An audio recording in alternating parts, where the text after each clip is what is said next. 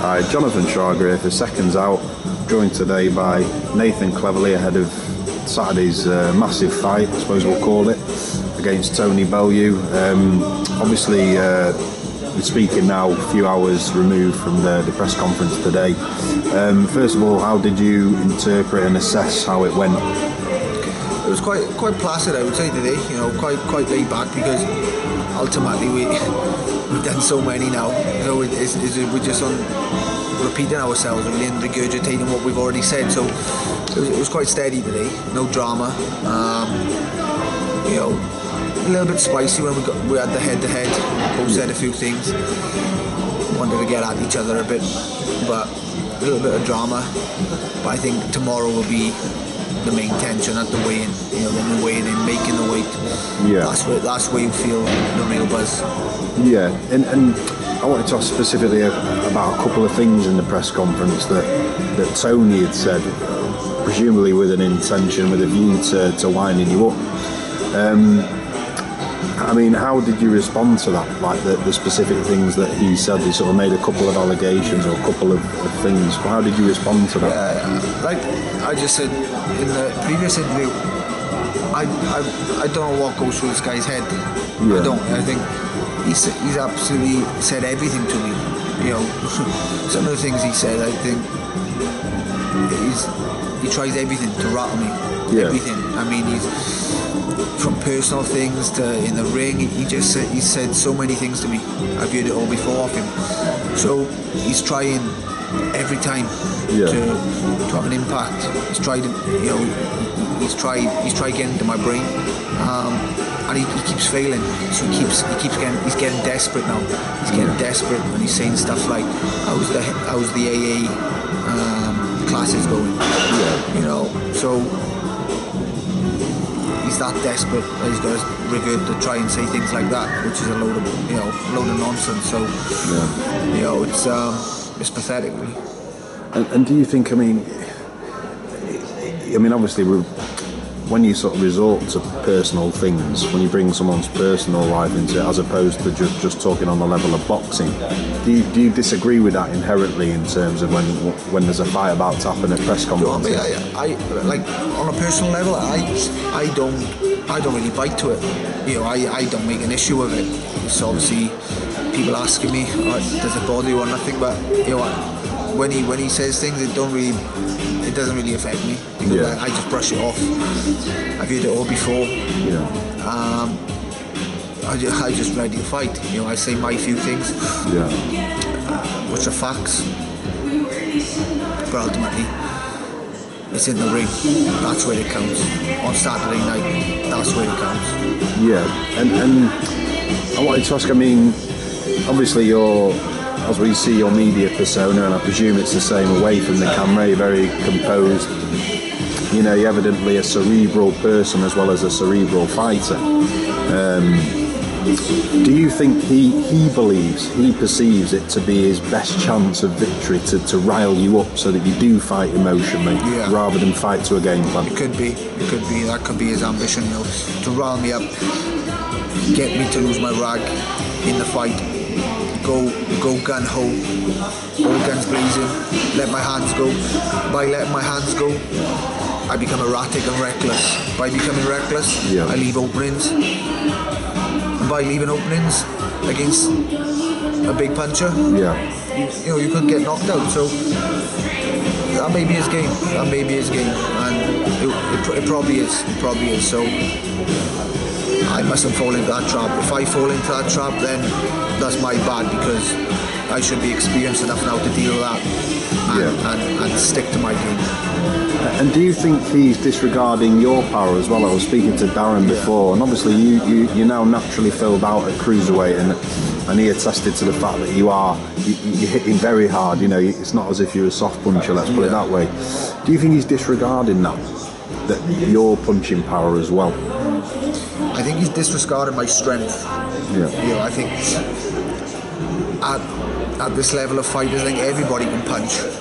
All trained fighters can punch. You know, with those 10-ounce gloves on in that box. I mean, whether they, not championship fighters or championship fighters, they can all punch.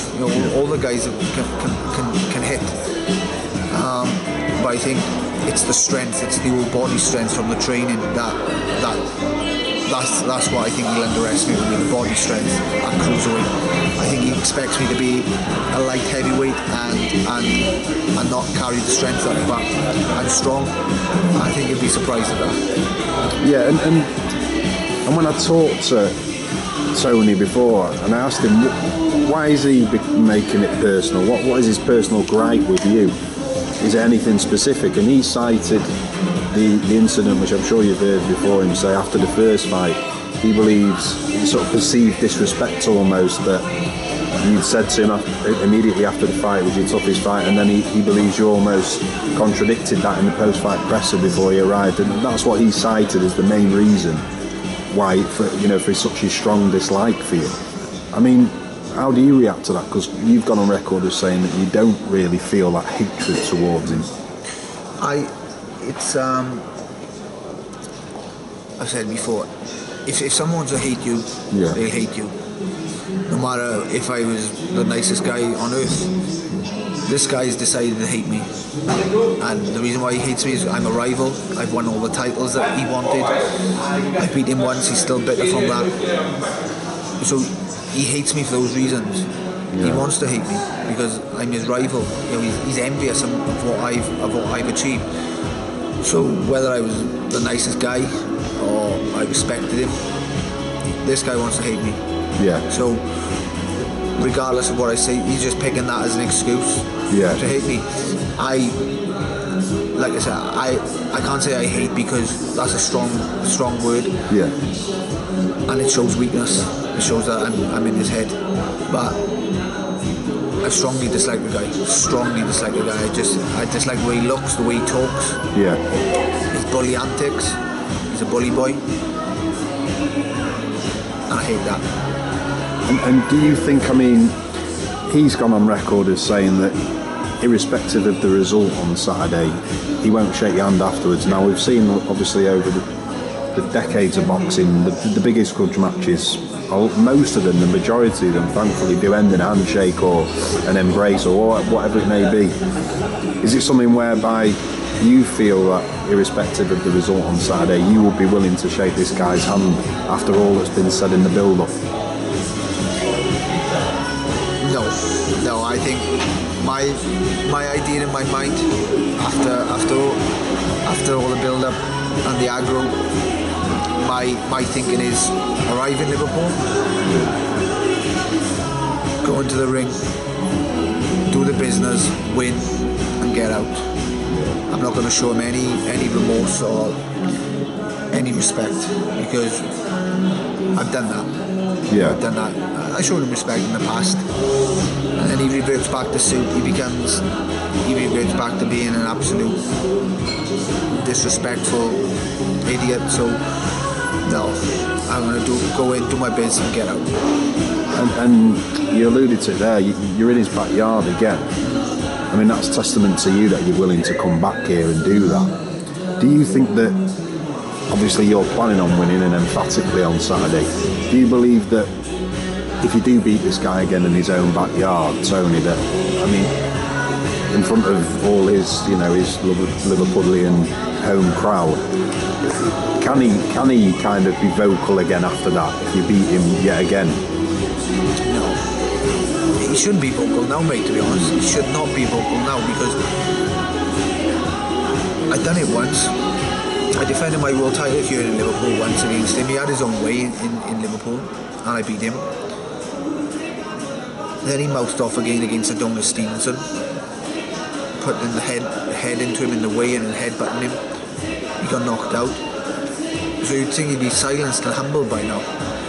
He's gone worse. The guy's gone worse. So he's actually gone worse. So you'd think if I beat him now the second time, surely he's got to walk away from boxing. Not just be humbled, but he's got to get out of the sport. That's what I think. You reckon? I think so. Do you think he will? I think he would. Yeah. Beat him again. I think he walks away. because I know Eddie's stated that he believes whoever sort of prevails on Saturday night and whoever loses, he thinks whoever loses can also go on to win world honours. So I mean, but you believe that obviously if you prevail, that he will walk away from the sport? I think so. I think so. I think that's how much is on the line for this fight. It's such a big build-up. Yeah. But for the loser, it's a big come down. You come crashing down. The winner goes on to challenge for the world title. The loser, Eddie said, there may be an opportunity for the loser to go fight for the world title. There may be. But I think due to the grudge and the personal aspect of this fight, I think the loser would walk away. So you're saying there as well that you would contemplate retirement should you not be victorious? I think it crossed my mind strongly because, like, you know, I'm in the sport to be a world champion. Yeah. And if I couldn't beat Tony Bellew, who is, he's not world class. This guy's not world class. If I couldn't beat him, then what does that say? How far can I really go? You know, can I? If I can't beat him, could I ever be a world champion in the cruiserweight division? Because this guy's not world class. So, what about in the scenario that it's a closely contested fight and for whatever reason you didn't get the nod? Yeah. I know you're not even contemplating these scenarios, but I'm just saying as a reporter. Yeah. Even in that position, you would think, well, I've not beat this guy convincingly, therefore I'm not where I want to be. Would you perceive it to be like that, or? Like I said, those things I think they're easier to evaluate after the fight, but yeah, you never know. You know, I'm in Liverpool now, so I really hope the judges, if it went to points, I really hope the judges stay true and don't get led on by the crowd and the cheering behind his own crowd, because it can happen, and we've seen it happen many times in the past. I hope the judges stay true, judge the fight truly. If they do that, you know, I'll pull this off. Unless they wanted to stitch me, you never know. But if that was the case, then no, that'd be wrong. That would be wrong. Yeah. And I wanted to ask as well. I mean, Tony's. It's something that you must be bored of it now, and I'm even reluctant to bring it up. You know, the media sort of questioned your mind frame since the Kovalev fight, and it's like, I presume, and I asked this to Darren before, I said an emphatic victory on Saturday will put all that to bed, presumably, all the kind of the shadow that kind of lurks over you with that defeat, and a real sort of statement on Saturday presumably will put that to bed for, you know, once and for all. Totally, absolutely. You know, I think this is a bigger fight. No world title on the line, but it's a big fight due to the grudge and the rivalry, the personal issue with the fight. This is a bigger fight, so it would eradicate the memory of that loss, and that's what I'm hoping to do. That's what I'm hoping. I think that will all be forgotten with. You know, that stage of my career, that was chapter 1. I call that chapter 1. Light heavyweight, world champion. It came to an end, 6th defence in against Sergey Kovalev. Everything has got to come to an end at some point. That was chapter 1. Now we're here in chapter 2, cruiserweight division, 2 fights up and running. 3rd fight against Tony Bellew, the acid test at cruiserweight. Have I got what it takes at cruiserweight to reach that next level? We'll find out Saturday night. Yeah. I know only a couple more now, Nathan. I don't want to keep you too long. Tony's, I suppose he's, again, it might be mind games, and he's pinpointing anything he can maybe to try and rile you. But when he talks about sort of these mental weaknesses, you know, you alluded to it there that following, you know, in a sense you both suffered defeats, and they were kind of like humbling defeats, you could say, in the manner in which they happened. But you say like Tony reacts by becoming even more mouthy, and you sort of maybe kind of shall we say went away and reflected on things and what have you. Do you think that sort of illustrates the difference in your personalities, and why do you think he does constantly sort of pinpoint these things about you? everyone's different, you know, everyone's different. He goes about his business that way. You know, he opens his mouth a lot, talks the talk, but he's done that in the past and he's failed. Like I said, in the boxing, he's run his mouth before and he's come unstuck. On the 2 big occasions he's had, 2 world title fights, he run his mouth. Yeah. First one against me, and he came up short. The second one against Adonis Stevenson, called the guy a midget. Adonis Stevenson is known as Superman. Belly was mocking his Superman status. He got knocked out. So, you know, it's like, it just proves talk is so cheap, and he hasn't learned the lesson, you know. But that's the way that's the person he is. That just sums him up. But like I said, I kind of disappeared for a little bit, went quiet, because I was preparing for the comeback, you know. So I thought, you know, let's not hang around and talk and make excuses. I lost. Let's go away for a bit, regroup, train myself for the cruiserweight division. I made the decision. Let's come back and prove myself again, and gradually I'm proving it. So that sums us up. Two different personalities. And just one last question about, obviously we've seen a lot on ringside and in the programs as well with Joe Calzaghe, obviously someone who you've sparred with countless occasions and who's probably been a big influence in your career. It seems like he's been an integral part of the camp in some ways, and having spoke to Darren, he said that, you know, that there's been times when he's been giving his input as well. What kind of role has he played in this training camp? Joe has always been there, you know. Joe has always been in the background, dropping in phone calls every now and again. We don't live too far away, so he's always popped around, had a cup of tea, and we've had a chat, you know, boxing chat, and it's good because he's been there and done that. He's been there and done it. He's seen everything. He heard everything. He's dealt with the big occasions. He's dealt with all the press, the media. He's had hands-on experience. So to pass that down, that's invaluable. It's invaluable, you know, bits of advice. So I'm grateful for that, and it does help. It does help, you know.